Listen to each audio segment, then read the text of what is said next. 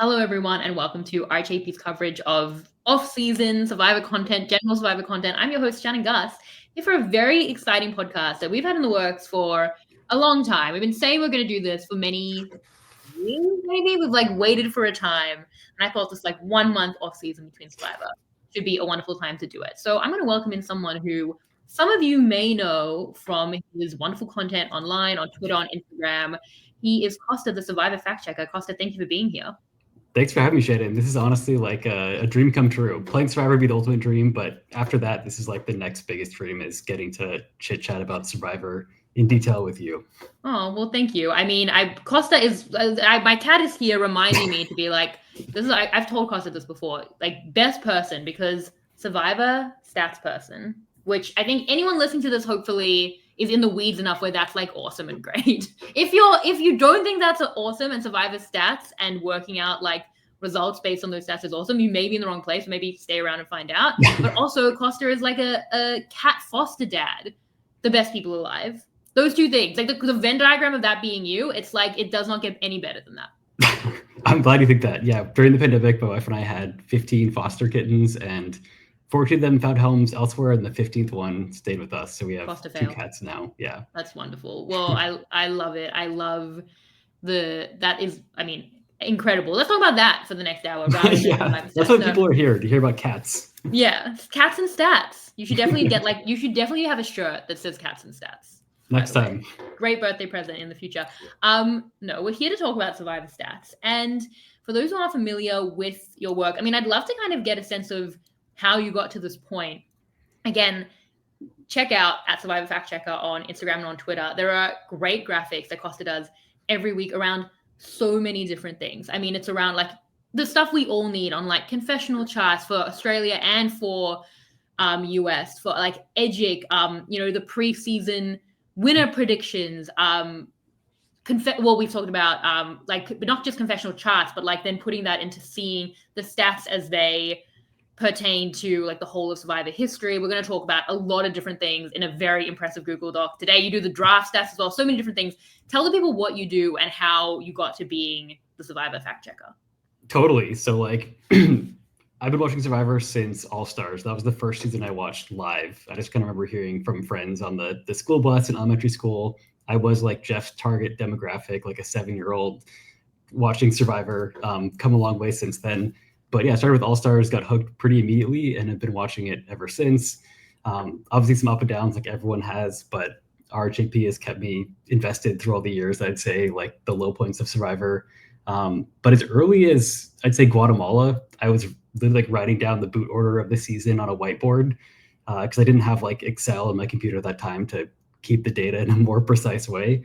But it's always been a passion of mine collecting data, and from writing the boot list on a whiteboard for season 11 to running this Survivor Instagram account for Survivor, the whole new era. Basically, I've had this Instagram account running with a multitude of stats. Just my ability to track stats, collect them, use them, put them in presentable manner. Just that skill's gotten much better over the years. So my goal is basically to take insights that I find interesting and make them interesting to people that only kind of care about stats. So make it digestible is really my goal. And I think we see that stats are so important. Again, if you're someone who just does not think you're interested in this, but are here by accident and are just checking it out and discovering if this is interesting to you, it's so important into the meta of the game. I mean, especially in the new era, maybe less so for Australian Survivor, where people are who did what now? But in the new era, I think especially people are so aware of the lore, and we see it happen where there was was it 7 male winners in a row? And these are broad stats, winner stats that, where what was your gender is pretty specific. But I think that then people started saying, well, why are we doing this? And they started unpacking biases, and it started kind of tending a different way in the way that it's shifted in the new era. Just from a jury and cast perspective, when you look at why have the gender trends really flipped in the new era compared to what they were before, there's no mechanism in the game that should make that happen. It's purely, I think, cast who saw those trends and don't want to be part of trends that might be based on damaging biases or perceptions. And they just unpack that a little more to tend them a different way. And that's just one example. I mean, I know that the stat I'm sure we'll talk about, which is always spoken about, is how rarely the winner of the season votes wrong at the merge. You can still win. Statistically, it's very unlikely. And I think it was Owen in 43 who said at the time when he voted wrong, and well, the merge is like completely messed up. What is the merge vote in the new era? But like when he voted wrong, I think he was like I don't think I can win anymore. You know, like he like had that stat in his mind as a super fan where he was like, this is going to be really difficult. So I think what we want to do today, we'll talk a little bit about like stats generally at the end and some of the confessional stuff that I think is really interesting. But the main thing we want to do is really think about the winner, like the winners of especially the US, and then we're going to maybe in a different off season extrapolate out globally, but we can kind of talk about some differences. But the main thing is looking at a really big data set of 48 winning games, 46 winners, and what that looks like demographically and what it looks like in the game. And are there any trends that speak to if this person is going to win? And I think it's a good thing if you're drafting preseason or if you're watching the game during the season to be like, this person's on a good path where statistically they're more likely to win. Or if you're in the game to be like, I'm done now. I'm out. I've ruled myself out of winning, probably. And I think that, yeah, there's a lot of value to that. So I'm really excited about it. I am too. I think like the way that the data has gotten into the meta, I think back to like Angelina talking about how women rarely found idols back in the day, and that became like a very salient thing. So I just love when data gets put in the show, and I think I'm really excited to like get into that with you today.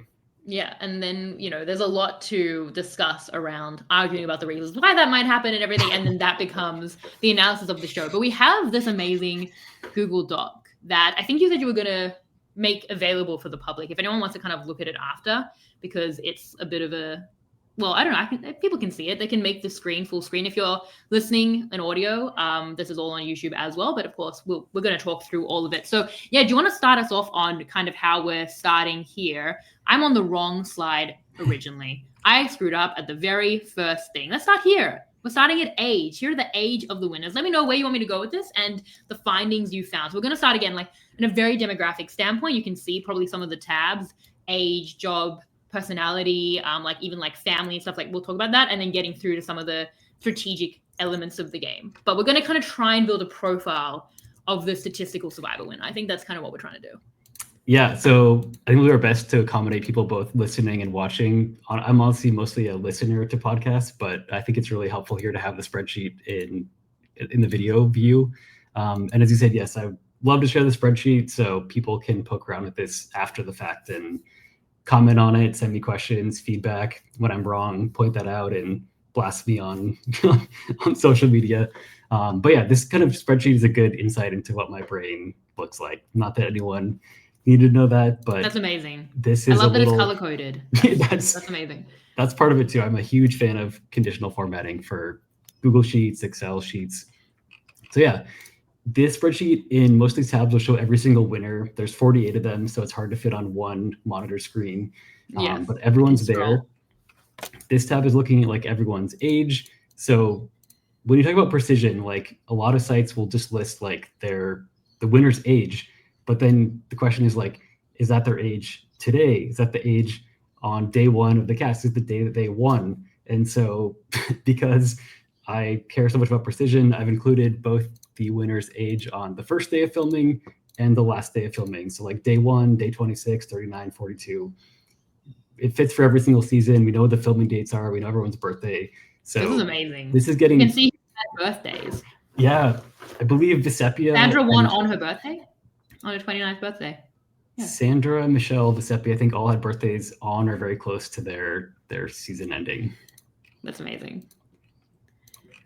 Okay, but what are the findings? Like, okay, so what... Yeah. This is really good, I think, for the drafts, which I need to recruit in, but who should we be looking at? And then people get upset, I think, when you're like, they're too young, they're too old. It's like, okay, but in the preseason, like, it's meant to be like fantasy football. Like, we should be able to, like, look at them on their merits. And I do think, like, the interviews that Mike does and everything, and, like, trying to find, like, the sparkly people, I think that's important too. But it is interesting to think not just how old they are, but I think how old they are compared to their cast, like if that has any bearing. Maybe it doesn't, but if it does, then I certainly want to tend to it in the way I look at people going into a season.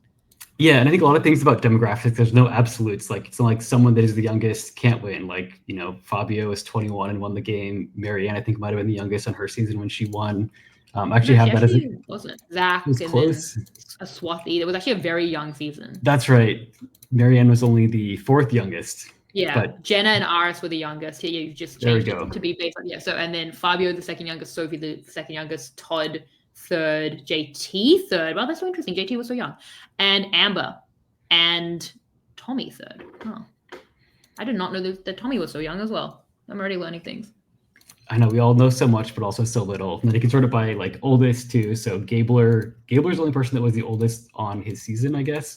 Oh wow. Bob Crowley is the oldest. Some of these stats is where the fandom kind of knows like, oh, Bob is the oldest winner, but like he was not the oldest person on his season. So there's just little nuances there that I try to accommodate almost everything on this spreadsheet as possible.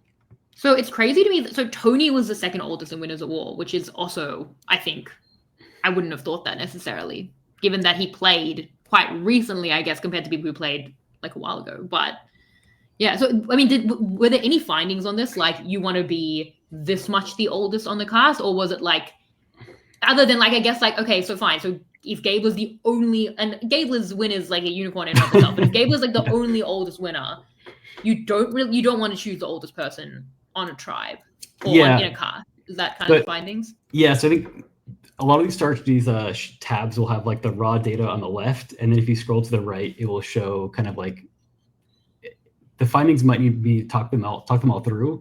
You can go a little bit more, but this will show like the kind of breakdown. So how many people won in their 20s, how many people won like 2025, and it tallies all that up, and also looks at like how many times did the youngest person win, the oldest person win. So you can kind of see that summarized on the right here. Yeah. So right. So the findings are that being in your 20s and 30s. Okay, this is stuff we might have known, but like 20s and 30s is the best. And it seems like if you're going to be choosing like draft picks who are at an extreme, it's better to go younger than older as well. And that would correlate to that.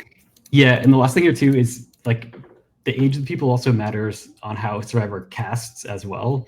So when you're looking at these specific ages, like I have certain columns that show the entire cast of Survivor and then how many winners have come from that age group. So you can kind of see as a cohort, like here's like the 30 to 35-year-olds, depending on whether we're looking at age day one or end of the game, it's like 23 to 25% of those people win the game versus representing 18% of the overall cast.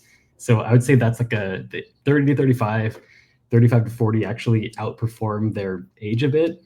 And I'd have to like, again, there's so many nuances, all this data of like some of these 35 to 40-year-olds are on returning player seasons where that's like the only person there. But I think generally like 30 to 35 is a great age to pick a winner. Right. And they're like overperforming quite a lot compared to how many of them are on the season compared to how often they win. Yeah, and so again, to clarify, like there are the most winners from the 25 to 30 age range, but that's also they the get most cast common. more. Yeah, so they do outperform slightly, I think, That's because older ages underperform so much. But yeah, 25 to 40 is the key range, with like 30 to 35 outperforming the most from their baseline. Yeah, which probably speaks to things we could guess at, but now we have the proof where like, you know, kind of how old was like Kyle? Like, because Kyle was like, I'm like the middle of everything. And it felt like that's kind of what, and I'm in the 30 to 35 age range. So I guess I should apply it quickly before aging out of my like best statistical time. This is a good one. If you're roughly around this age, go now. No, but I think that makes sense because, you know, it's approachable to everyone and it will seemingly like you might not, you know, people might respect you more than the younger people, but then also like not like underestimate you as much as they do like the older people. It makes a lot of sense. But I think it's interesting as well because every cast is so different. Like, you know, I think Charlie's the youngest of 50 and he's in his late 20s, which would usually be pretty good. But then it's like, it's an older cast of a lot of parents and stuff. And now it's like, well, the jury look at you the same way, you make the same kind of relationship. So like obviously cast, but you have to look at, compared to the rest of the cast. Right. And the thing I love about Survivor data is there's so much in the spreadsheet. We're just on the age data and there's already like 3 more analyses that I would do if I had infinite time, no job. Like I would compare the age of the winner compared to like the median age for their specific cast and see like how often is it like within a close band of the median of the cast versus it being an outlier. But that's for another time. So already we're gaining a lot. We're starting with the obvious stuff maybe and going through, but I feel like the fact that it's here and people could pore over this for so long is so interesting. Is there anything else from this tab that we have the zodiac signs? Is there anything there? I'm not necessarily an astrology person, so I don't know what any of these are. I'm looking at the Pisces winners because I'm a Pisces, but I still don't really know what that Yeah, I means. wouldn't. I'm also not an expert here. This is just like, I know some people love this stat, so I'll just say for the people listening, we've had 8 Capricorn winners and only 1 Sagittarius. We've had all 12 signs represented, but there's a clear most with Capricorn, fewest with Sagittarius. Incredible. Well, let's move on. We have residents. This is more obviously American than, well, it's American. So what, and Canadian. Yeah, there's a huge Canadian contingent. That's always been the thing. What did you see? Was anything interesting about the like locational winners? Yeah, not a lot much here too, because people like residence is even an odd one too. Like, they could have just moved to a place, they could have been living there their whole life. So I don't put much stock in this, but just because we're going over so many stats, just a quick note. California has the most winners. That's pretty unsurprising because California has the most people from the season. That's like not surprising in the slightest. The things that kind of stick out, we have multiple winners from like Idaho, Iowa, and Ontario, Canada, when those are like pretty small areas that have been represented. So if you're Canadian from Ontario, that's a good pick. Otherwise, I think there's not much to read in here, but just these are more like data snacks, not necessarily like things that make a great winner, I would say. Okay. I do find this really interesting. I don't know enough about American geography to know, like, it's like, okay, are like people from Idaho like approachable type of, I don't know enough about Idaho, but seemingly, okay, if you're like 30 and from Idaho, like, go apply. Your time is now. This is your time. So we're going to move on to job. And I do find this to be very interesting because obviously people think job is important. That's why they lie about it all the time. Yeah. And this is what I think guests will show. Are there more threatening jobs? Should people be lying more often? Like, what was the data that you found from profession? Was anything here that tends to anything? So again, there's stats with Survivor, some of them are like very hard data. This is kind of a little bit softer data as a non-technical term, but like I try to categorize all these jobs into different broader categories because there's just not enough winners to have like clear data on like, does a trial lawyer do well? Like maybe we have pretty good data on that, but some jobs only had one person that have done them. But I think the things that I noticed, again, on the right, I have the number of winners by job category, plus every player that I could categorize. I was kind of doing a work of categorizing every job, every survivor ever, which is a tough thing to do, but I was able to categorize about 80% of them. And so this is not 100% complete data, a rare thing for me to have a complete data set, but of the 80% of the all survivor jobs that I could categorize, a couple stuck out as being great and a couple that stuck out as not having any winners. So the 3 kind of categories that stuck out to me as being like very strong signs were people that owned their own business. So if you look at like winners, like a bridal shop owner, that was Kim. Wendell was like a furniture company owner. Jam, Kenzie, like both ran their own salons. I think that's the kind of owning your own business is something that I don't know, you have to be very entrepreneurial to do that. That's not an easy thing to do. So I think if you can do that, like Survivor is a breeze. That'd be kind of my spin. I'm trying to figure that one out. Also, just people in like business or office jobs, kind of white collar, generic business jobs also had a lot of success. Yeah, those are 2 areas that are really strong. Also law enforcement, like we've had multiple firefighters, police officers, Tony, Sarah, Jeremy, Tom Westman. There's just like many people that have been in that line of work that have won as well. I think the one that gets talked about a ton is like legal profession. Yeah. that one. There are 3 people that I categorize as being the legal field. We have like Cochran, who is a lawyer, Kyle was a lawyer, and who else do we have there? Yes. I thought you were redacting. I was subconsciously redacting. Yeah. Yeah. That's fascinating because everyone lies about being a lawyer. But to be fair, Wendell had a legal background as well and had then moved to being into furniture. True. And Carl only just won. So before that, though, 2 people who you could classify as like in the legal field had won. And yet it's so oversaturated in how people are lying about it. I find that really interesting. People should be lying more about being like a cop, and maybe for reasons they will be doing that. But then I think we like pick up anecdotally like on these bits of data, like definitely I think like obviously like after Cops R Us and stuff, like we started seeing that. I think we've definitely known the kind of we've picked up on like the firefighter aspect, maybe not on winners, but like there's been a lot of, I mean, Todd has this in terms of like flight attendants. But I think that kind of speaks to what you said, like business owner. We saw with Kenzie and Jam back to back, like salon owners. And I was definitely like, you know, having like worked in like the hair industry, I'm like, oh, well, it's like you are entrepreneurial and probably creative and intelligent. And also it's a service job. Like, I think that's what a business owner might have. Like even if you're a bridal shop owner, yes, you have to be smart and that might be some of the white collar jobs. Maybe like people just kind of use those skills more. I don't really know how that translates, but you have to be like smart to kind of create a business, but then you also have to probably work with customers, you know, and that's like a tough thing. So it kind of gets into those service professions at some level as well. And then you also kind of have that business. So I think that makes a lot of sense. It's great when the data makes sense to like what we see across the board, where, yeah, people should probably lie more about that than necessarily being a lawyer. Right. Yeah, so this one too, I love check in like when I have time to go through and get every single job categorized to make sure we're not like causing any weird outliers here. But I also flagged a couple job industries that have had no winners produced, that had a decent number of people. Yeah, so this doesn't list the individuals in these categories, but it lists the jobs. So we've had 13 players that worked in finance. None of them have won. Okay, so a survivor is not looking for an finance. That's right. I mean, it's like kind of a smarmy profession. Like that's not a person. That's like a perception of that job in general. I work in marketing, which is also not a loved profession. So like I can throw stones at other professions, but that's one that I think is not necessarily loved. Technology, that's also one I work into. I work in like digital marketing for a tech company. So I classify technology not as marketing so much, but like if someone's an engineer or like works in software or like cybersecurity, AI, like those would be people working in the technology field.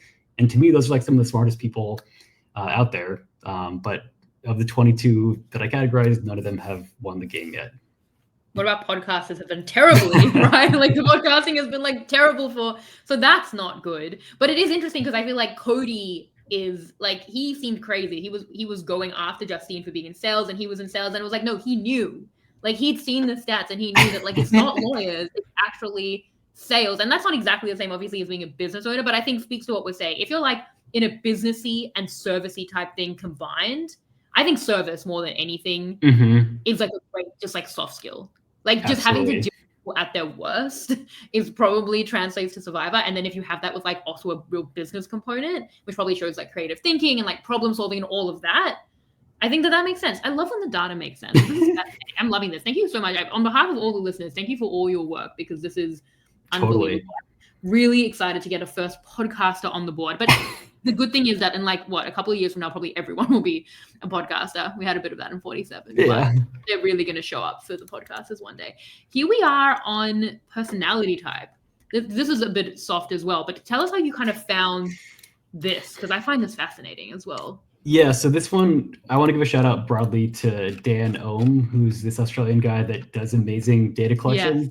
So I love this stuff too. I think I'm the most prolific like sharer of stats and stuff from Survivor, but in terms of like having a database and also creating some cool graphics, I think he's the most underrated and prolific data person as well. So we can link to his data set as well, but some of the voting stats from my research came from him, as well as this personality trait breakdown. So again, I have like my own data as well, but I definitely use some of their data to complete this research. So I want to make sure they get a shout out for that. So I don't know exactly where they got this personality data, but that's where I got the data.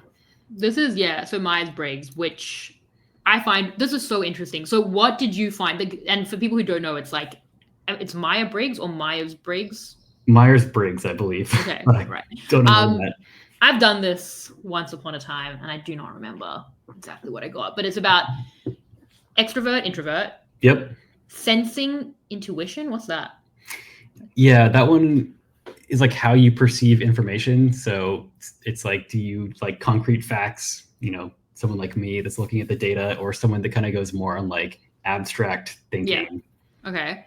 And then thinking, feeling seems similar to that. Yeah. How do you make decisions, like more thought thinking versus feeling? Yep. Yeah. And then judging, perceiving. What's that? I did this once. Yeah. I'm far from an expert on this either, but I think like judging means that you're the one that wants to like we're at type A things of like, you want structure, you want to plan it, you want to make all the decisions. The perceiving one is more like you're flexible, spontaneous, like want to keep your options open. That's the kind of loose versus hard structure. All right, and what did you find? Did any of these tend in an extreme way? Because personality, it seems like it must be very important to like how you win Survivor. So yeah, I split these into the 4 traits like that we went through just now. 2 of them, it's basically like a 50-50 split between the winners. Like the cast of Survivor is pretty much 50-50 and the winners are 50-50. So like the sensing intuition one split, thinking feeling also pretty split. The other 2 were the ones that actually produce some insight. So if you scroll a little bit to the right, you can see that breakdown all the way to the right. Yeah. I put the ones in green here. So extrovert versus introvert. Survivor does cast more extroverts than introverts. So I put that as a note. 57% of people are extroverted, which makes sense. I mean, I think if you're to go on a show, I would think it would tend towards I'm shocked extroverts. by that. I'm shocked it's that similar. I'm like, why are the introverts going on Survivor from a strategic standpoint and from like a why are you doing this to yourself standpoint? Like I am an extroverted introvert, so I'm even have more of the extroversion than other introverts, and that's one of the many reasons Survivor is my nightmare. Like, what introvert would put themselves through the experience of being with people all the time when you also have to be good at that?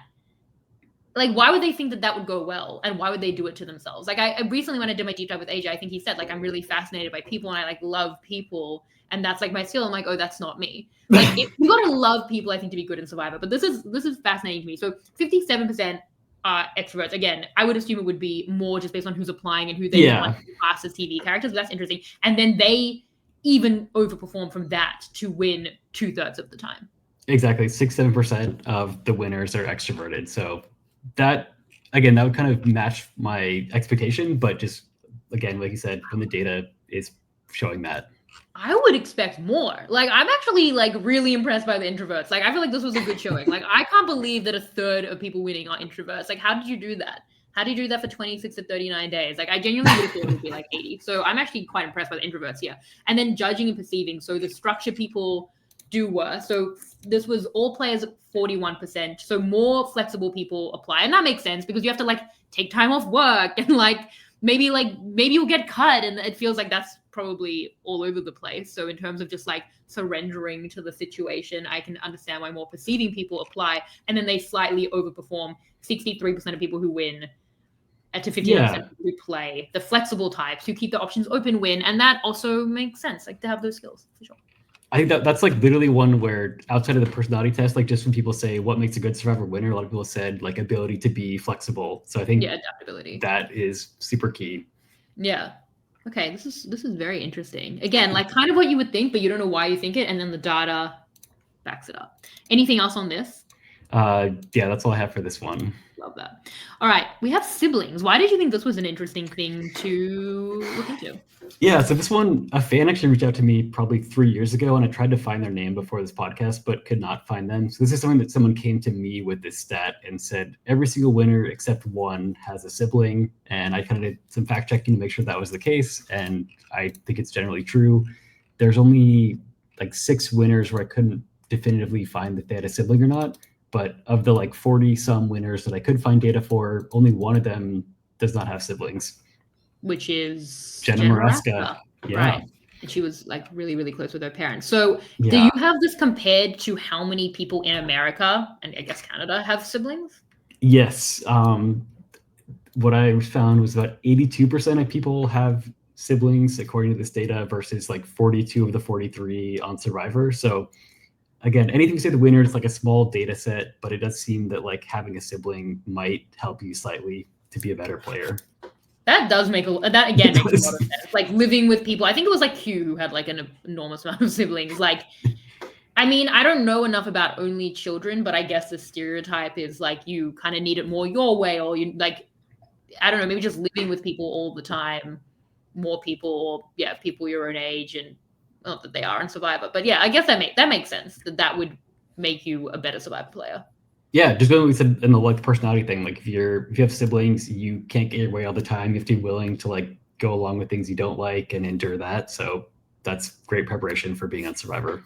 Yeah, this is interesting. So now we've done the demographic stats. So let's just let's key in to what a winner looks like. This is where you should apply, right? If you are a 32-year-old 30-year-old business owner with at least one sibling who is an extrovert Yep. and can be more adaptable, maybe from Idaho, you should apply to Survivor.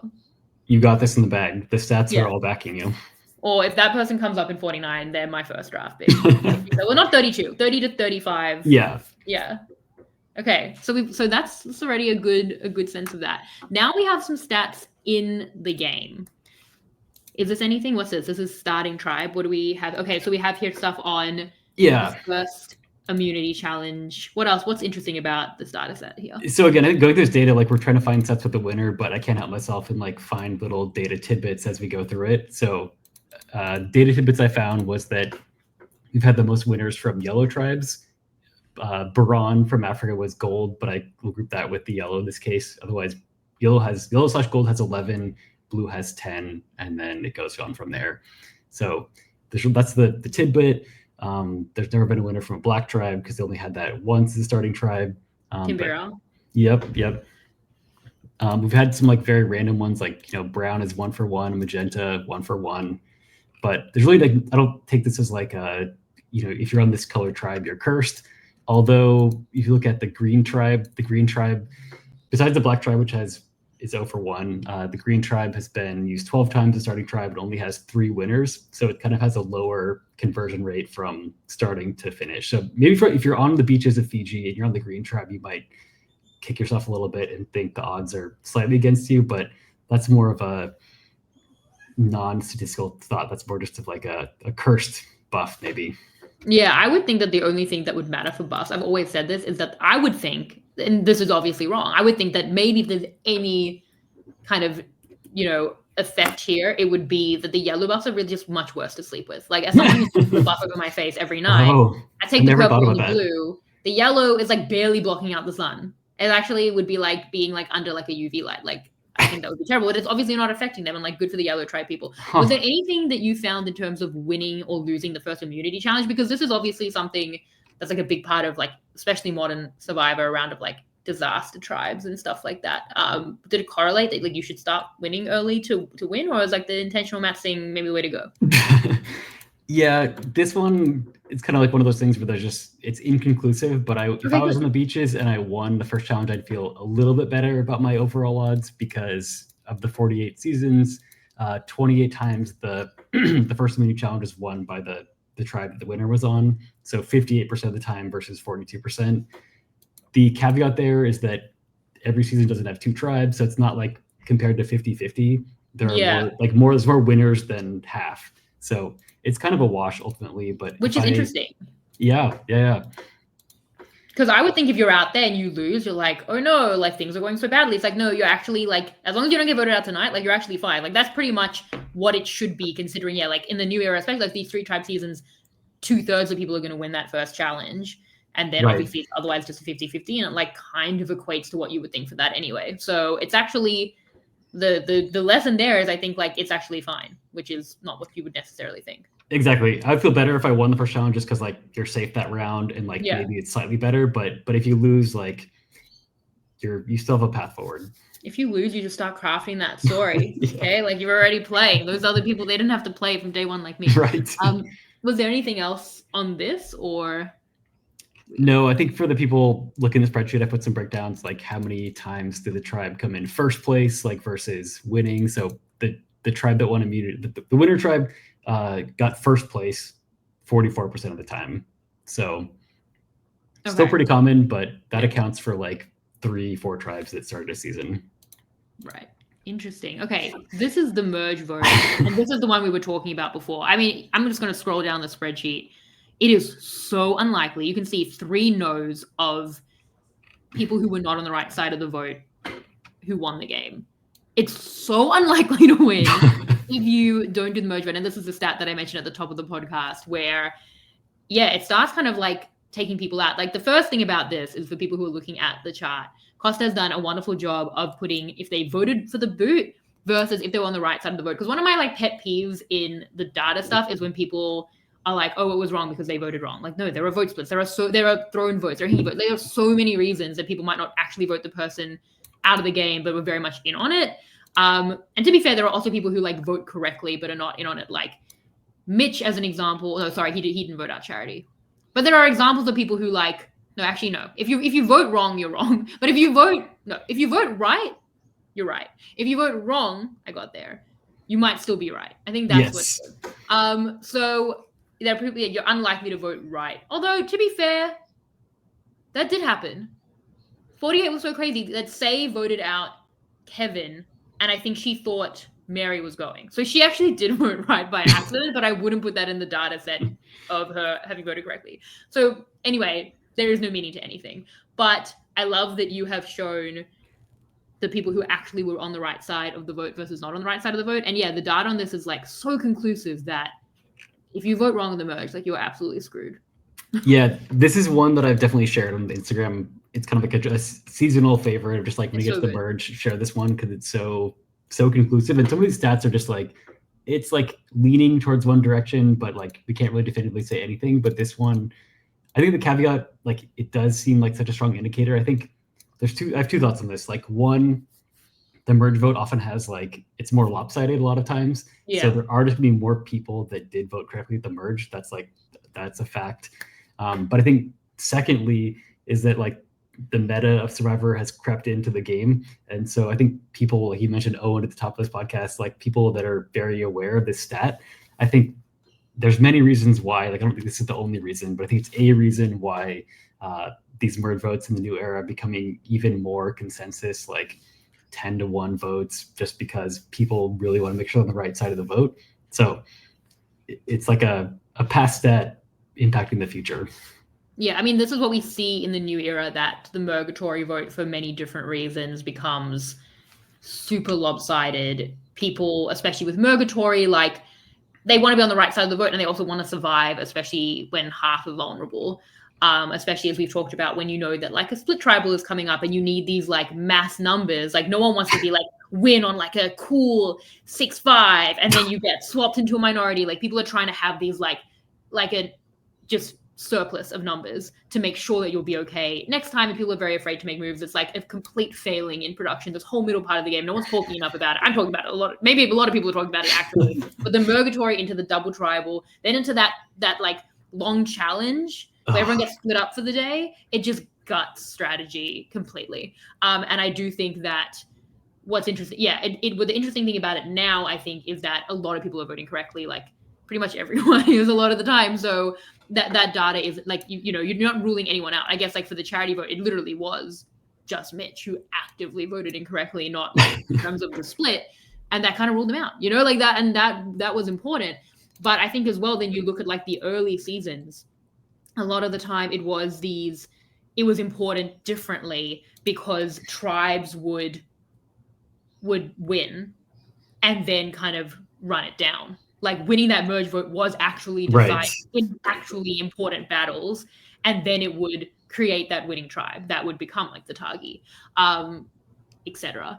But there are interesting things here because even like for Sepia votes out Boston Rob, when that was like clearly her ally, but like people are jumping onto things. So I think it does show from the dawn of time, even before people were aware of the stats, there's quite a possibility that at the merge vote in particular, out of maybe like fear or change or like this big point in the game, people were very, very keen to start off the next phase of their game with the right name on the parchment or the right target for them. I think that it's drawing the line in the sand. I think of the South Pacific one where Cochrane flipped. Like that's like they coach talk about drawing a line in the sand. It really does, like that vote matters so much that I think some people are willing to go to rocks at that point, or like Cochrane wasn't willing to go to rocks, so he flipped.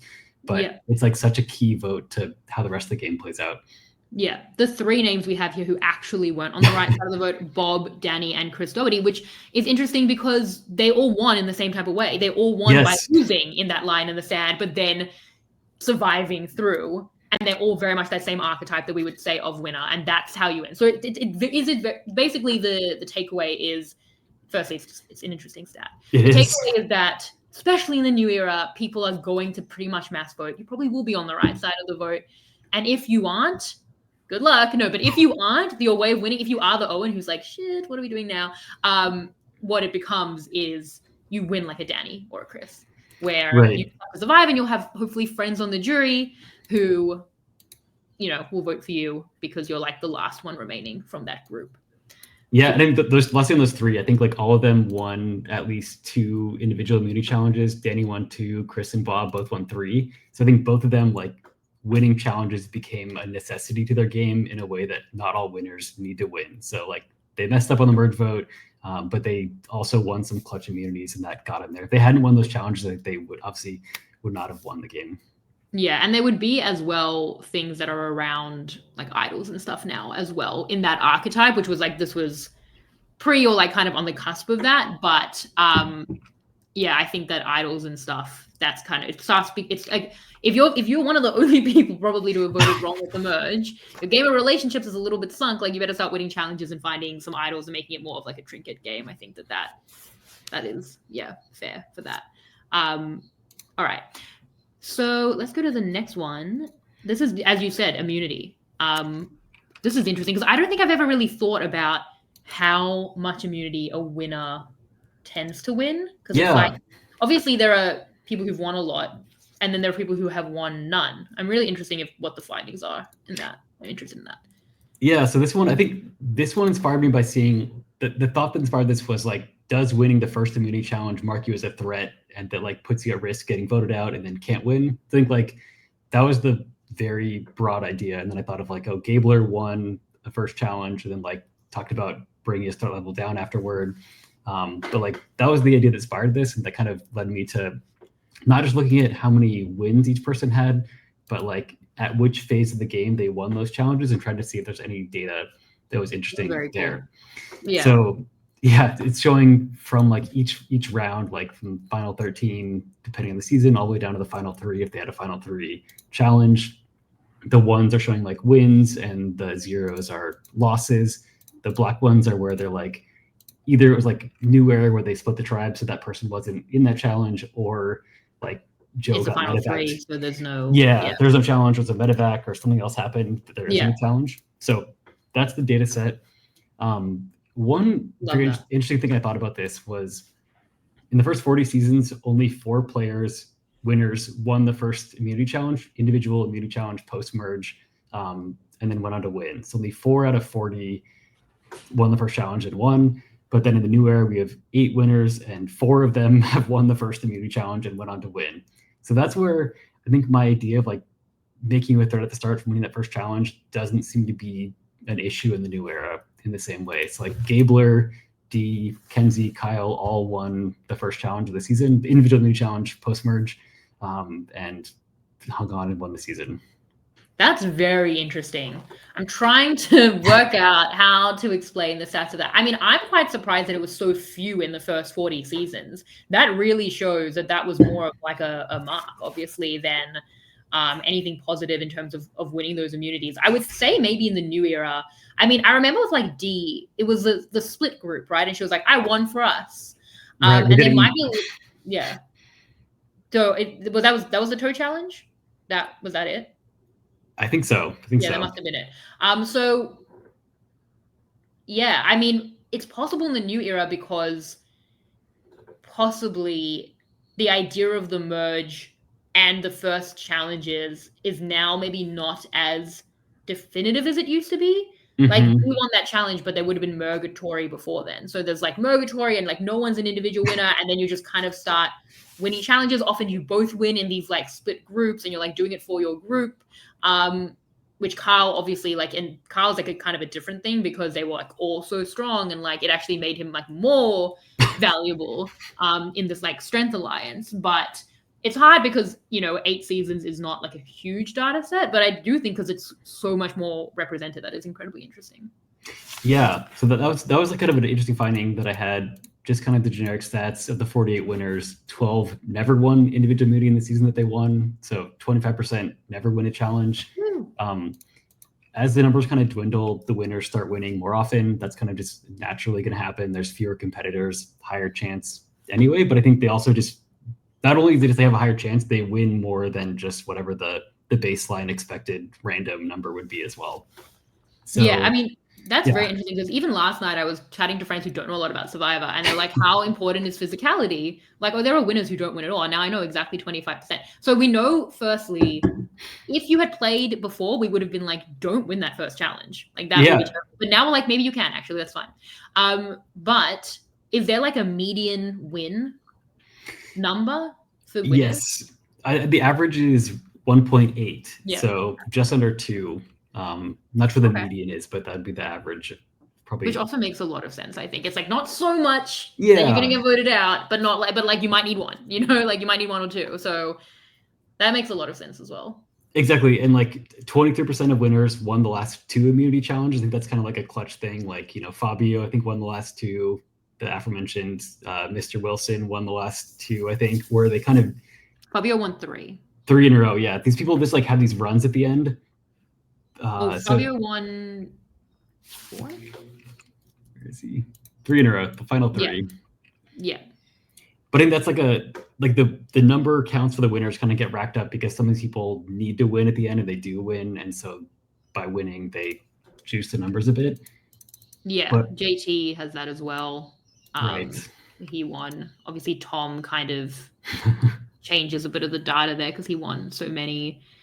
Yeah. So interesting. So we kind of feel like even with the new era stats, win a couple of challenges late is kind of the strategy. They're not the strategy, but the formula.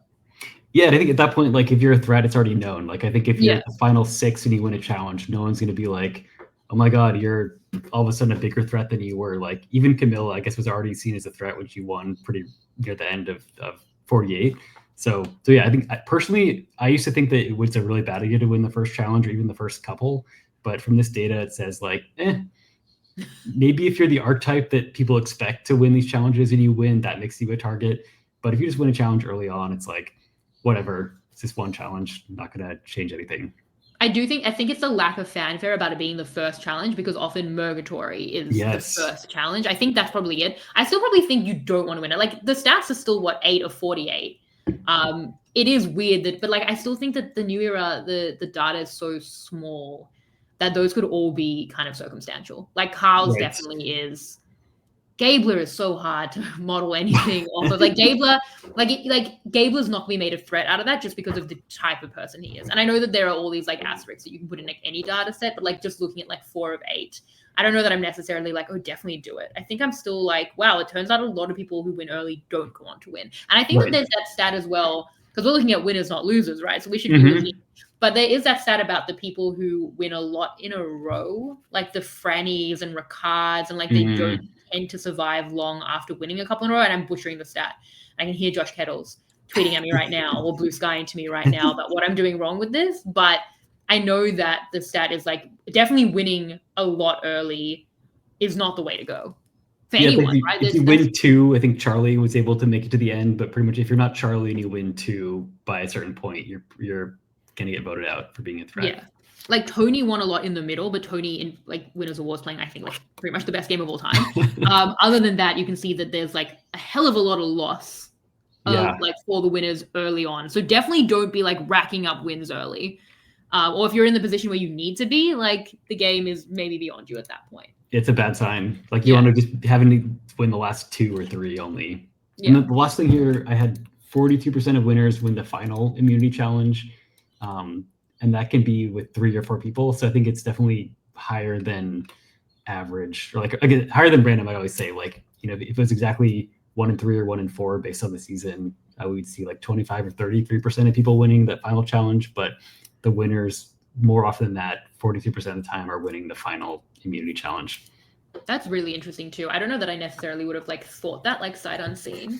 I think possibly, I mean, obviously it's something to add to the resume. Maybe it's something, again, like you might need it. I'm thinking like, you know, maybe like a Jeremy, for example, who like, you know, gets through with security and then already kind of like goes in running downhill. But then that also changes based on, that used to be the case, but now you have the resume point of fire. So losing most of the time puts you into fire. And then that's like, it's a whole different challenge. So yeah, you can win a different challenge.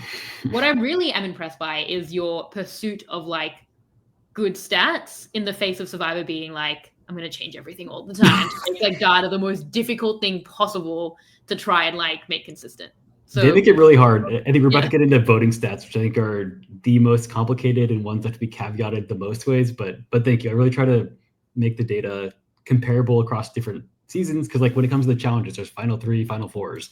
There's seasons that merge at 9, seasons that merge at 13, and like how do you compare those things? So it usually just means you have to look at the analysis in multiple ways. If like first immunity challenge or like won by this point in the game. There's so many ways to caveat it, but my goal is try to make it digestible, look at it in as many ways as possible, and try to get something interesting from it.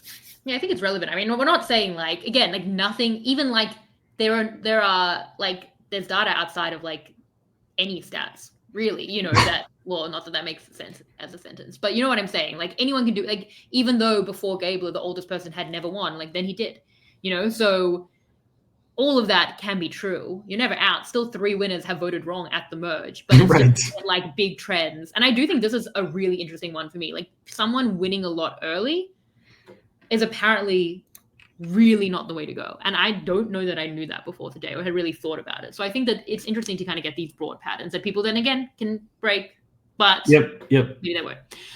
Okay, voting record. This is where I live. This is my favorite thing. What do we get from like this is for anyone who's not looking at this or maybe wants to look at the spreadsheet after the podcast, like this is great. Votes cast and then how many times it's voted for the boot, how accurately they voted percentage wise, and then there's a category I don't understand. Yeah, I was kind of trying to like filter them by tiering them of like people that are really on top of it, below average, just some my own little scratch work there. Right. So this one, the caveat I have to do before we get into this one, they're like, when it comes to voting, when there's a tie vote, like the person votes for the tie the first time, but not the second time, or they don't vote right the first time, the second time, how do you count that? And so again, I originally counted it where they had to vote for the person correctly in the tie to start. So they voted for like Erica voted for Liana at a vote and then switched it to Shan. So like in this view here, it's showing her as like voting incorrectly at that point. And I think some people agree with that, some people disagree with that. So I started adding in like, were they right for at a revote and kind of crediting that there. So that's slightly incomplete and I've hidden those rows for the moment, but when this podcast is released, I should have that in there as well to look at like, based on your own personal philosophy, does voting on a split and switching your vote count as a correct vote or not? That's up to you to decide. But caveat before we get into this. This is, I mean, look, this is so interesting because I think I would say, without looking at the data, I think that voting correctly is very important. Like, I think that to me, shows like control over the game and leads to winning games. Like, am I right? Is there anything here? Yeah, so this one, I think it's interesting. Like in the earlier seasons, a lot of winners had like 100% perfect voting record. That's become a much rarer thing. I think with like idols can throw that off, or just having more chaos post-merge can throw that off as well.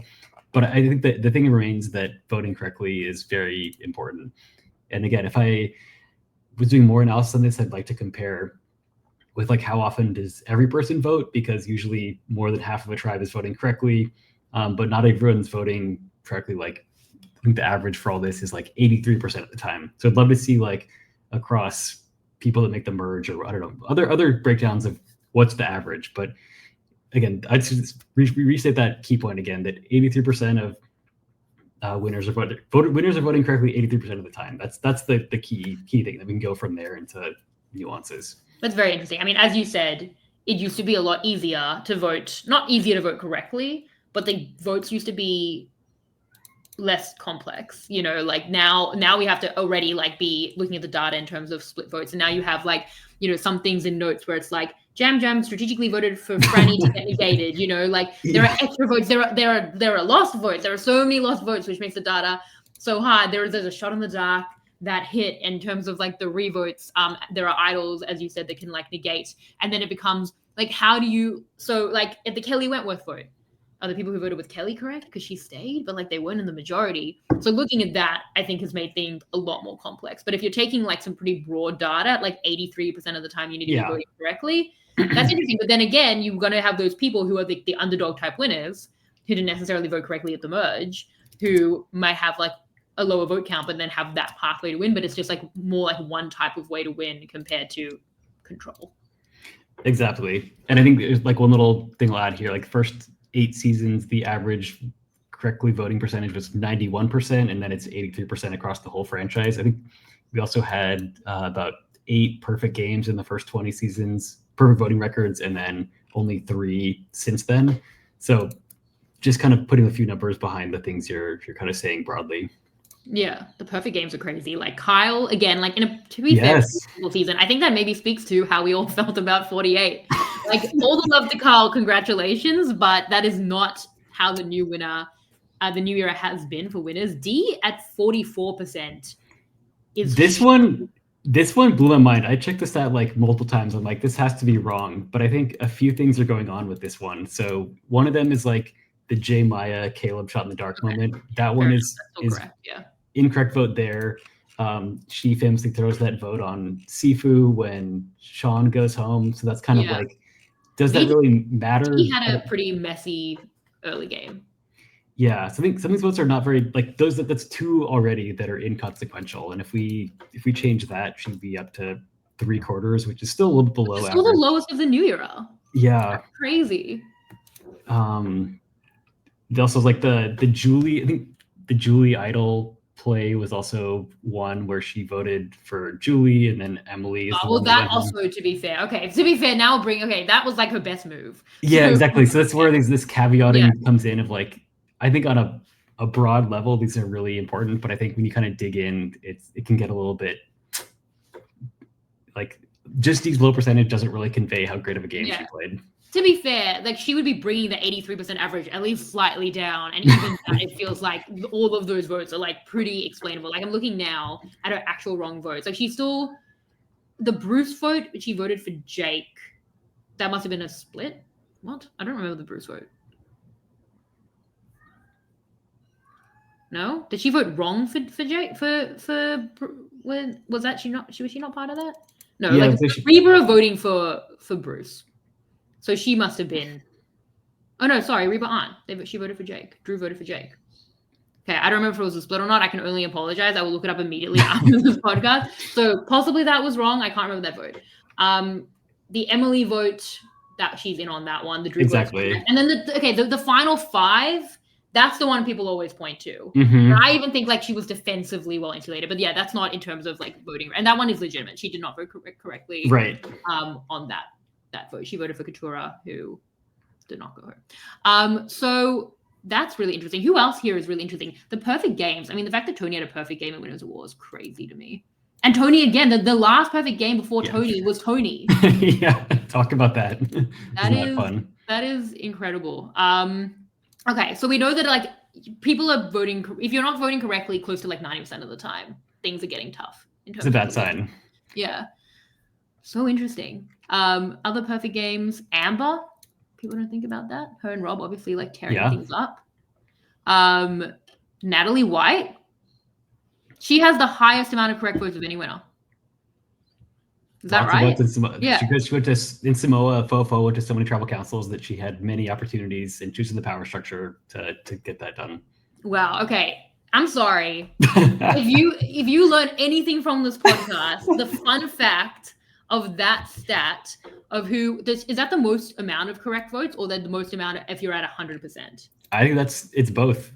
She's tied for the most attempts and has the most correct. Okay, I feel like I felt bad about the Jake vote, not knowing that, but now I'm coming back on, if you learn a fact today, Natalie White voted out the most people correctly. Put some credit on Natalie White's name. Yeah, she was doing it like Russell obviously is, but Russell didn't win. As a winner, Natalie White did. That's honestly, ask 100 Survivor fans to give you that answer. I'll take Natalie White. That's an amazing stat. Love that. That's incredible. Is there anything else? Yeah, you could spend a whole podcast just doing this, I think, on just voting stats. Exactly. And I think I'd want to compare like how did the voting stats among the finalists, was that factored in each season? Like did the person that voted correctly the most win? Try to figure out every single split vote, did that count or not? I think that's kind of the additional analysis I'd love to do, but from a broad level, voting correctly is important with all the caveats we kind of spoke to earlier. Yeah, we have Jeremy at like 63%, but again, like there's so many, like there was the idol stuff and like he lost Steven, and like Cambodia's a complex season. I think when I'm looking at the stats in terms of like, we looked at who's really good, Natalie White. We're looking at who's on the lower end of this, and we've already explained away a lot for D, who is with all of that by far the lowest, but we know is not. So then if you look at the lowest, Bob, 55% is pretty low. Fabio, really low. And then it starts getting up to Jeremy. But again, we're starting to get into like some pretty complex seasons, like Cochrane against the like Three Amigos.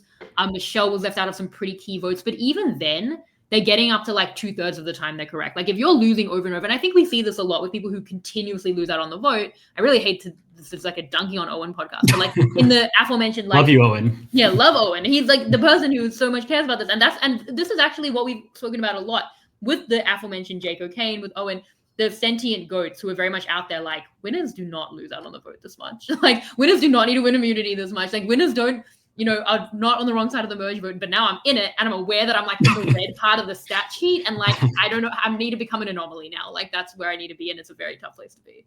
Yeah, now some of the new eras like playing Survivor 51 is going to be like, all right, Kosta, the Survivor fact checker, is going to be typing my name in a spreadsheet in 6 months when I'm back, and I don't want my name to have a 0 on the voted correctly column. Yeah, I don't want to be at the extreme of that, but also then it proves that it's possible and it changes the whole data set. Yeah, so you'd be a game changer as well. So that literally makes you a game changer. So don't lose hope, but also it's looking really poor.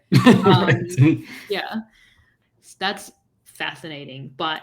Okay, so that's where we're at with that. And then do we have more votes received? Oh, and idols. Okay, two very interesting categories. Cool.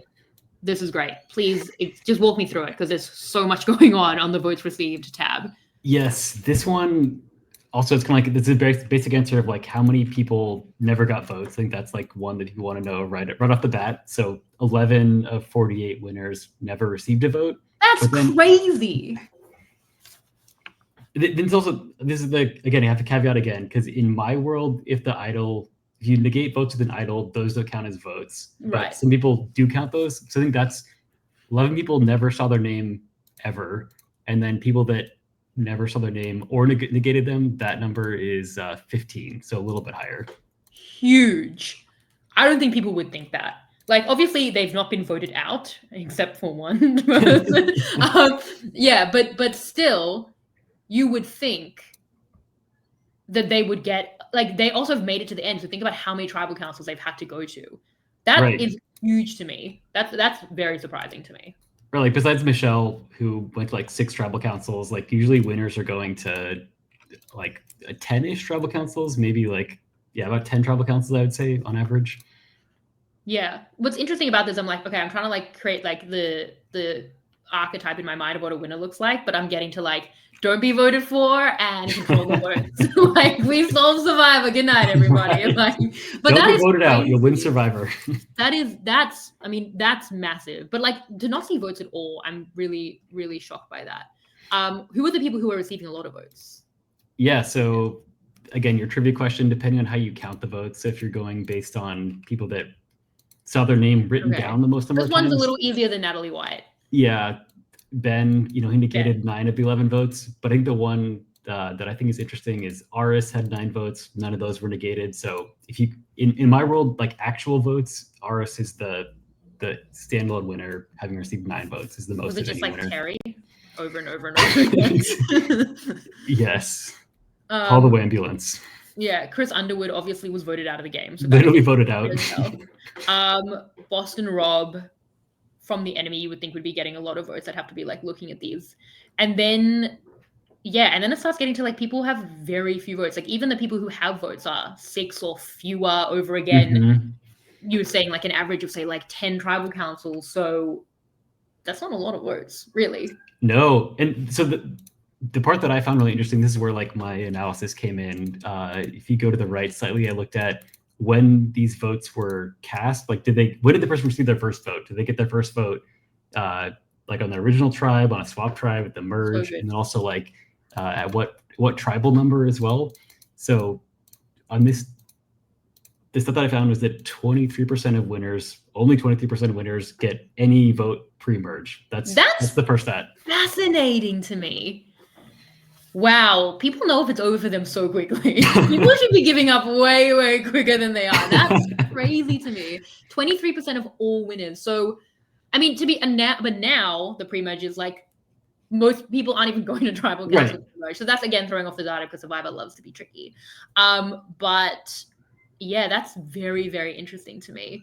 So I was thinking back to the thing you're saying about like if you're losing that first challenge or second challenge, like should you be worried? I think if you're the person like getting the one vote from the person leaving the game, then I think you could be worried that your kind of name is coming up soon. But if you're losing, you're in the majority in a small tribe, like the new era game post merge is so up in the air, you can still be fine. But if you're seeing your name written down pre-merge, that's definitely like this is not good. Yeah, we Soul Survivor. Don't be a target. Yeah, I mean, but to be fair, while that might seem obvious, that is so much more extreme than I would think. Exactly. I think the fun of this research, it was a lot of time to get all this together, but I think part of it's like, oh, this affirms things that we already know, or like this is kind of obvious. But in this case, it was like something that I really had a curiosity to know, and this led me to figure it out. Okay, I've looked it up, and Bruce, I think that was a vote split. Okay. Because he had an idol, right? I don't remember this. There's not enough space in my brain. Okay, it was a vote split. So D's stats are like justice for D's voting correctly stats. He's actually like voting incorrectly like one time. Okay, but this is so interesting. Is there anything else here on like receiving votes? Yeah, so I think too below I guess the pre-merge, 23% of winners get the vote pre-merge, then 54 get their first vote post-merge. But if you look at the post-merge votes, again, this is in the left side of this column, a lot of those votes come very late in the game.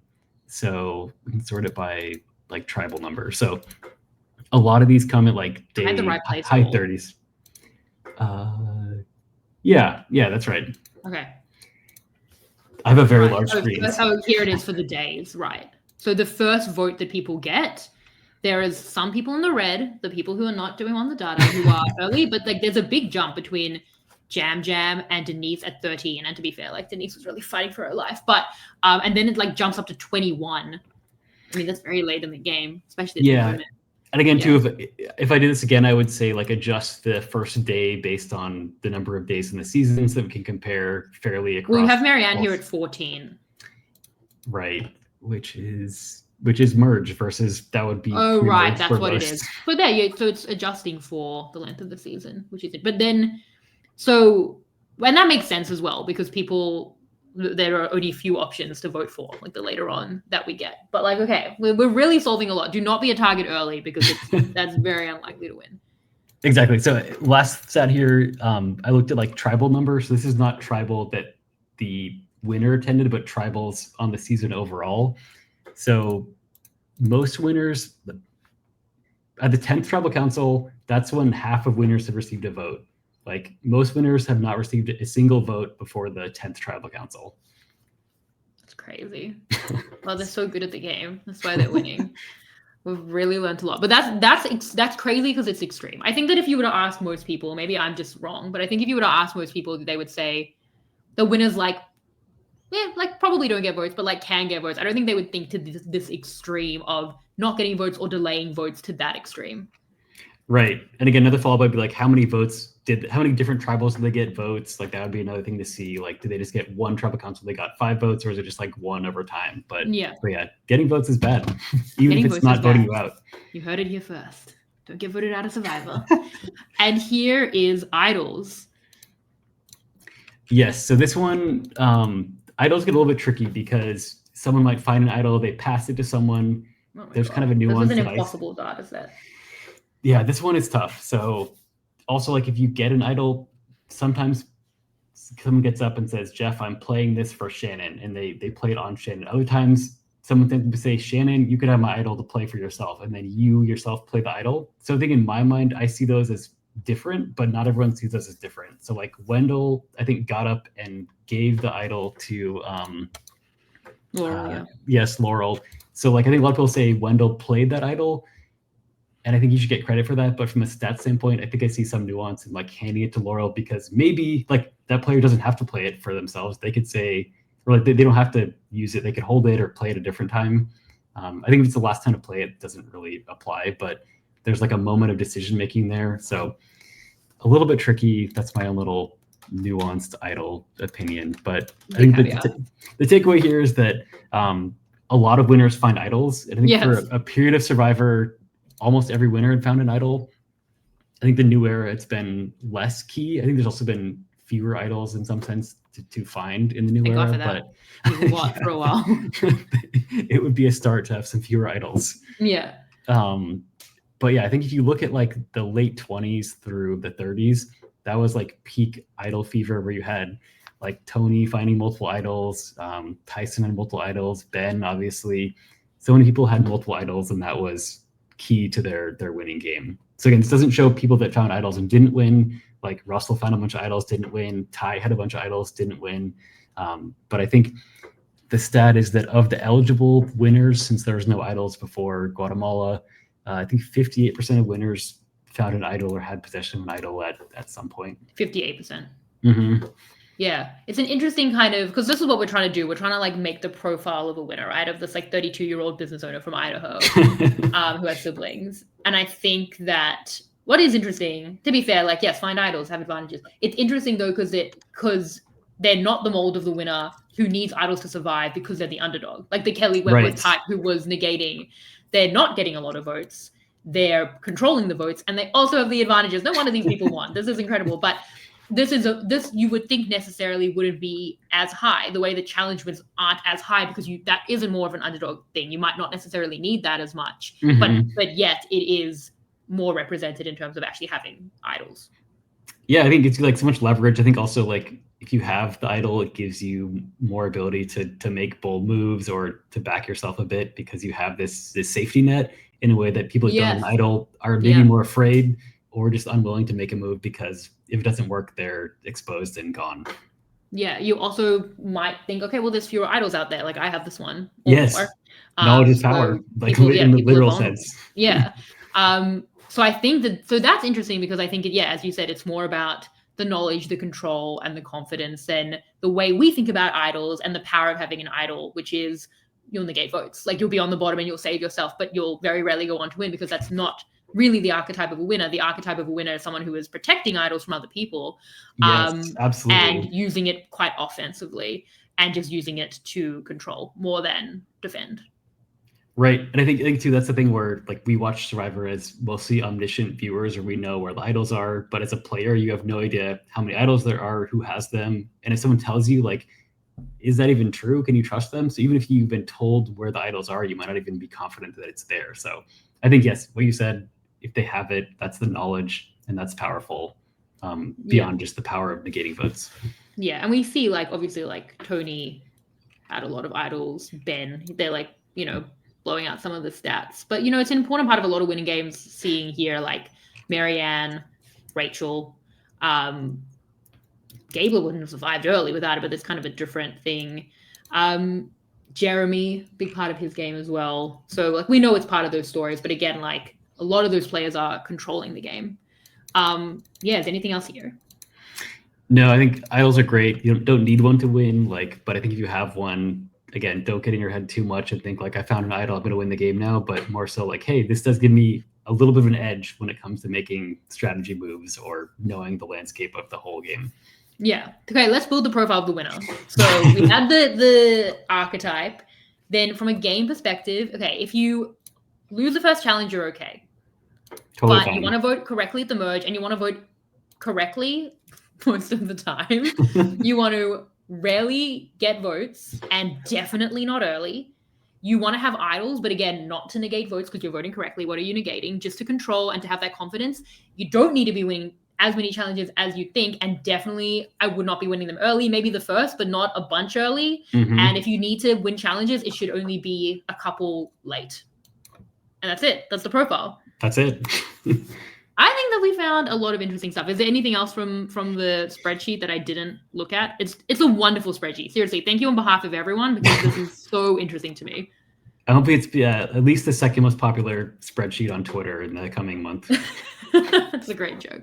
All right. Well, I wanted to also talk about, for maybe the people who don't know your work as much, we wanted to build the winner profile and stats, but you have so many interesting stats. And we spoke about this a little bit before, like the confessional stats. And I think that this is why stats are so important. You do some great comparison confessional stats also for winners. that also kind of pass it out by like gender and like from like a diversity perspective. And I think what's so interesting about this is as well, like, you know, Jeff said, was it this year? Yeah, he was like, you know, like I really don't want to wrongly paraphrase him, but it was like something about how like men are bigger characters on the show, maybe. And I think the stats have shown that the men get way more confessionals. And maybe that's a casting thing, but maybe it's like, oh, but you're not giving people kind of enough like screen time in terms of that, especially when you see some of the female winners who don't get as many confessionals, and there's like a really big disparity in that. So there are things like that that I find really interesting. Are there any stats that you'd love to talk through beyond kind of like the winner stats of it all that you think are really interesting, that is like, this is why it's worth checking out? Yes, many reasons to check out Star Fact Checker. This is one where like a lot of my work just feels like it's for fun. It's very silly. Like the importance isn't really that big. Like it's fun if you're a fan of Survivor. This is one where I feel like the societal impact of my work can be a little bit more interesting and impactful. So I think I was really inspired after Erica won the game, and like so many people were saying she was no one that we know, but you know, people out there in the world were saying she was not a deserving winner. Like that really like hurt me deeply to my core, that just seems so untrue that she wasn't a great winner. So I wanted to kind of look into the stats and say like, how does her edit on the show? Because she was known as being very purple. Like, we didn't know who she was when the season started. As the season went along, we barely knew who she was until she had that big hourglass moment. So I basically like went through and created a metric to define fairness of the edit. So again, can calculate this a million ways, but I basically made an edit metric that looks at how many confessionals there are each episode, how many people are in that episode, and if you distribute those evenly amongst all the people, how many they should get, and then project that out for the whole season. So like really simple math, like 20-person cast, the premiere has 20 confessionals, everyone should get one confessional. So if you have more than one, you're over-edited. Fewer than one, you're under-edited. That's like the basic metric. And then I use that to rank every single Survivor winner. And this is the data output. So I think this was me kind of putting data behind a feeling that I think most superfans know, that like women on Survivor are under-edited, especially I think I just say winners, female winners are under-edited, male winners are over-edited. That's just like a known thing. But this is my effort to try to make that into like an actual statistic that people could look at and analyze and criticize. But yeah, this is a big passion of mine. So I think the thing we see here on the chart is that the 12 biggest edits of all 48 winners are all men. Top 12 are all men. 19 of the top 21 also men. And then you look at the bottom nine of them, Bob Crowley is the only man in the bottom 9. So it's a pretty damning list to see it like this, because again, I came in with intention to like prove this, but the data was not like manipulated. This is like the pure data. I think the only thing about this data that you could quibble with is like seasons with edge of extinction. People on the edge can get confessionals, but they don't get as many because they're on the edge generally. So I think like Tony might be slightly inflated on Winners at War, but that's like a tiny caveat on this whole thing. But yeah, basically this is showing that men that win the show get way more confessionals relative to their peers in the season and are seen as like quote unquote more deserving winners. And my kind of theory behind that is that when you see someone on TV a bunch, like they gain credibility, whether they're actually saying anything like important or not. You just see them a lot, and that seeing their face, seeing their perspective makes them seem more credible. So that's why Jeff, and I think some fans, not people that we know, but people out there will say that like, you know, all these men are more entertaining, the best winners, but they're also the people that we see on our screens way more than others, than women. This is so interesting and I think really important. And I think as well, like when you see stats like this that are so extreme, you have to look up and listen. Like, again, there are anomalies of things where if it's like at 60% or 70%, you know, but like when it is this extreme, you have to pay attention to it. So people might say men are more entertaining than women. Firstly, secondly, that's so easily refuted by looking at the women who are under-edited here. Look at Parvati, look at Sandra twice. Like these are two of the biggest characters, not players. Yes, players, but differently, like characters in Survivor history. And they're so under-edited compared to some of the men that we don't see as much as like great characters without naming names. So I think from a pure, like, you know, in terms of, definitely like in terms of like who's more entertaining, I'm not even going to entertain that, ironically, but in terms of like how they cast possibly there's something there and there are issues there. And I kind of spoke about this when Jeff said it earlier this year, in terms of like the reason they cast women compared to men, like what kind of person they wanted them to be in that season. But like, yeah, I mean, to be fair, they probably cast Parvati to be a bikini babe, and then she ended up being like so entertaining, and she was still under-edited. So I think that you can look at it like, is it a casting thing? Like, no, when you look at some of these characters who are under-edited still, like from a pure entertainment perspective, it should be diverse and, you know, could be men or women. From a casting, I do think it could tend to, we're casting men to be the big characters from the get-go. But then you do have these like really entertaining women who are so under-edited. So the stats on pure editing really seem to speak for themselves. Totally. I think, like, again, there's so many server stats that are like nuanced and like there's, you know, we're lean one direction, but this one to me is like so clear that there's a pattern of men being way over-edited and women being under-edited.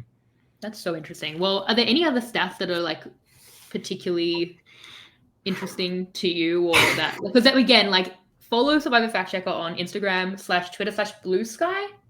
Yeah, on Blue Sky and Twitter, I'm on RHAP'S Fact Checker. Rob's Fact Checker. That's where it started. Yes. Right here on RHAP. I mean, there's so much good stuff. There's stuff around, again, like Edgic. There's popularity polls, which I think the players don't love to see. I always feel bad. I don't vote in the popularity polls because I'm like, I'm just going to vote everyone good because I just feel sad. But like, it does speak to public consensus. Is there anything else you want people to like check out or know about your stats? Yeah, I think the polls are, for me, like the most fun. It's not just popularity polls like we vote on the season or like predictions for the week. So I think it's just a fun way to collect data and share it. I think for me, having a platform like speaking about confessional stats is one thing that feels like I'm glad I can have an audience to hear that projected further. But I think for me personally, like having these thousands of followers that vote in these polls, just kind of like ask a question about Survivor and instantly get back feedback. Like these people that follow me are the most voracious voters. I can put up like 20 polls and people vote in every single one of them. Like no, 90%, I'll say 90% of people that start that 20 poll session will finish all 20, which is wild to me. That people, I love that you have stats are so dedicated. Yeah, I have internal stats too. That was very, very on brand. But like, I think that, yeah, we see how important this stuff is. Of course, like when looking at everything we've always seen, like from like the diversity initiative and everything about that, stats back up trends that often are damaging that we have to look at and reassess. So stats are super important. And yeah, in terms of like analyzing the game, definitely in terms of analyzing the game and seeing how people, again, some of it feels intuitive, but some of it is more extreme than you think, or maybe not as bad as you think. And I think that that's what's so interesting. And then, yeah, in terms of playing the game, certainly about at least knowing if you should apply for 32-year-olds in Idaho right now, business owners, but also how you should play. Should you be lying about being a lawyer? But then again, perception is reality. If people don't like it, you can't just be like, actually, statistically, lawyers are not as bad. They're not that threatening.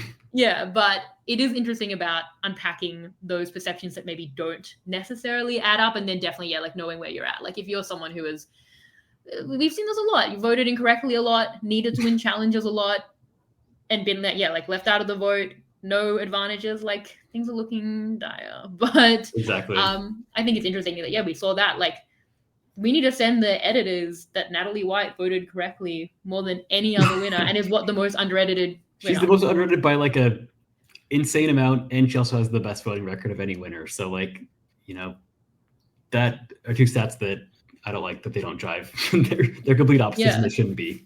What was it? 19 confessionals, I think, that she had. So is it, I just had it up as well. It is, yeah. Oh wait, no, 15 confessionals. She voted correctly 14 times. She got one more confessionals in her correct This is vote. like the Chizzy points versus confessional stats. Like she almost as a winner voted more people out than she had confessionals, which is bonkers. It was wild how much, especially in the most recent Australian Survivor season, because the gameplay most of the time was kind of all over the place. So Chizzy points were kind of flying everywhere. Like people would get 0 confessionals and be like, it seems like, okay, everyone who was doing stuff, we're not giving you points. So also the edit of that season is all over the place. So people were getting more Chizzy points and they even had confessionals. Kaylin was a big one in that. And actually I think that one was validated where it was like, seems like you are actually doing well. We're not seeing it, but like I'm going to give you a Chizzy point. But yeah, Natalie White, not just on Chizzy points, on confessionals v voting correctly. Wow, that disparity is crazy. I've loved this. I hope everyone has enjoyed this, even a fraction as much as I have. Because Same. you put in so much work, Kosta. I loved it. Wonderful. That was so Yeah. great. I feel like I Thanks for having me learned so on. much. Yeah. And I would say to people listening too, like go in the spreadsheet, send me a message, tell me what I missed, tell me what you'd like to see too, because like I get a lot of requests and I can't do everything, but if I get 10 requests, I'll get like the 2 that intrigue me the most and I'll actually go make a post about it or do a follow-up about it. So if there's some stat that I totally missed, then I'm truly willing to do a follow-up and find it out. So much work. This is actually incredible. I mean, there are a lot of people who are not interested in this. I'm gonna not lie to you, but for the people that are, like, this is very much our people. I think as well. Like when I came to you, what I actually said, I didn't mean for you to do this extreme amount of work. What I actually said was like, are there like a few interesting stats for winners? Like, are there, like we say the merge vote or like, and you were like, what about every single facet of them as a person and a player? Like, can I interest you in that? And I just think that's amazing. And I definitely would love in another off season to make this more global. Like obviously we're starting with this data set and there's much more data for obviously US Survivor than any other like individual franchise, and globally the games are so different. But I'd love to kind of pass this out globally, especially like after AUV World, we'll get more data and stuff like that. I think that would be really interesting. I mean, the confessional stats on AU alone are like oh my God, crazy. Yeah. So, and obviously, I mean, AU's so long. So in terms of like, I don't know. I mean, without the stats to back it up, I wonder if you can afford to not have as comprehensive a game as players and winners seem to have in the US, where like maybe you can fall behind a little more than like at least have time to like catch up. Like it feels like in US Survivor, even at the 39-day game, like people were having to kind of run downhill. But Australian Survivor is so long. I do wonder if if you can kind of have some hiccups and then come back a little bit more. But it would be interesting to look at all of that for SA. I know that you watch everything, right? So one day we'll do a sequel. We'll do everything. And while we're on, like, I've always like wanted to say this to you in person. We've never actually spoken until this podcast. We've messaged and all that before, but I just want to thank you and Mike as well for getting me introduced to the world of international global Survivor. Before the pandemic, I'd seen like Russell Hantz appear on AU, and I watched Island of Secrets. I think you and Mike were podcasting about that and got me to watch that as it aired. But I very much like dabbled in international Survivor and was like, I don't want to get into it because if I do, like, you saw my spreadsheet for this, I'm just going to have to collect the data and get really into it. So I kind of held off. So while the world was like watching US Survivor during the pandemic, doing a rewatch there, I watched like one US Survivor season over the pandemic and instead watched every AU season, every SA season, the New Zealand season, like everything that's out there for international Survivor. And that was my like comfort for those 2 years, whatever, that we were locked down. So thank you for introducing me to that. It's been really fun to watch those shows, know those people, and also like hear your coverage of all those seasons.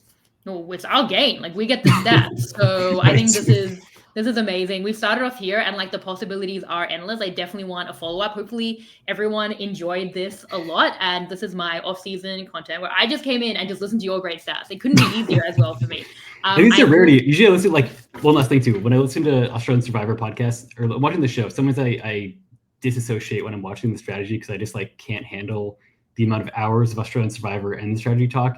And I'm literally in my mind like, it's okay if I don't follow this perfectly because Shannon's going to break it down on a podcast. Like I can just give that part of my brain to you. So it's a nice change of pace for like me to give insight to you because you give so much insight to me from especially Australian Survivor strategy coverage. Thank you. That's incredibly kind. I really appreciate it. Yeah, I mean, look, I was like, what do you want me to prepare? I'm like, I looked at the stats, obviously not enough at like Myers-Briggs before this. But I'm like, you give me the findings and we'll kind of just chat about it. And I loved it. So really glad that we were able to put this together. Likewise. I've got preseason stuff coming up. I think probably like second week of July, I'm going to be doing one podcast per player, like with experts to kind of introduce people or to kind of cover how we think each player will do. I actually have already done one. I'll give you a little bit of a hint. Nice one. Sari will be first with Taryn Armstrong, who is my Sari expert, and we're going to be doing multiple podcasts. 14 podcasts for all of the players to get to a premiere date that we don't have, but I'm like estimating like in August, and hopefully it's not earlier because then we don't have time. And if it's later, then we'll have a big lag. So guessing something like that, hopefully every second day with those podcasts. Follow me at Shannon Gates, We Know Global Survivor, survivorcheck.com so that you don't miss any of that. Kosta, again, we've had at Survivor Fact Checker, at Rob's Fact Checker, we've told about that. But yeah, people should just be checking out what you're doing. It's great. It's so good. This is amazing. Please follow. Send me a message too. Like I sometimes get busy and can't respond to everything, but I generally try to respond to every message because I get a good number, but not like an insane number. So say hi and what you liked, didn't like, and we'll hash it out. Don't say what you didn't like. Don't do that. This was great. Yeah, this was amazing. This was so much work put into it. I really feel like we got a lot of really interesting insights. I learned a lot and I really enjoyed it. So thank you so much for being here. And I saw the cats in the background, so I was just like, this is my happy place. This is the best it can. And my cat has been meowing the whole time. So it's very perfect. Considerate. It's been wonderful. Cats and stats. That's it. That's the brand. Those are our people. Thank you so much for being those people, for listening. Thank you to our team behind the scenes. Thank you so much, Kosta. This was amazing. And I will see you guys next time. Bye. Bye. This is RHAP. We know reality TV.